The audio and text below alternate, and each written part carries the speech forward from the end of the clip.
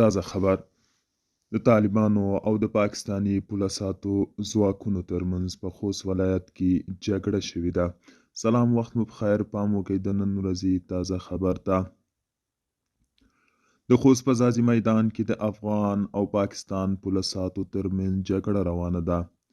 معتبرو سرچینو ازادي راډیو ته ویلي چې دغه جګړه د ماخوستن شاوخوا 8 بجې د خوست ولایت د ځاځي میدان په سرحدي ولسوالۍ د بلوڅې په سیمه کې د افغان او پاکستان د پوله ساتو ځواکونو ترمنځ جګړه پیل شوې ده. د دوی په وینا جګړه کرښې ته څیرمه د افغانستان له لوري د پوله ساتو لخوا د یوې نوې پوستې په جوړېدو په سر رامنځته شوې ده او دواړو لورو په یو بل سپکو او درنو وسلو ډزې کړي. وروستي معلومات دي چې د جګړې شدت د لومړیو ساعتونو په پرتله لږ شوی دی. سرچینې دا هم وایي چې د جګړې د نږدې سیمو بلوڅي او سیټوان څخه کورنۍ خوندي ځایونو په ځانګړي ډول د ولسوالۍ مرکز ته راوتلي دي.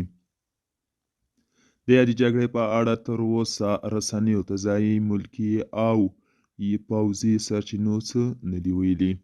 په روانه جګړه کې دواړو لورو ته د ممکنه اوښتو مالي او ځاني زیانونو په اړه هم تر اوسه معلومات نه دي ورکړل شوي. دوستانو، دا و د نن ورځې چمتو کړی خبر. تر بیا هم په الله سپارم.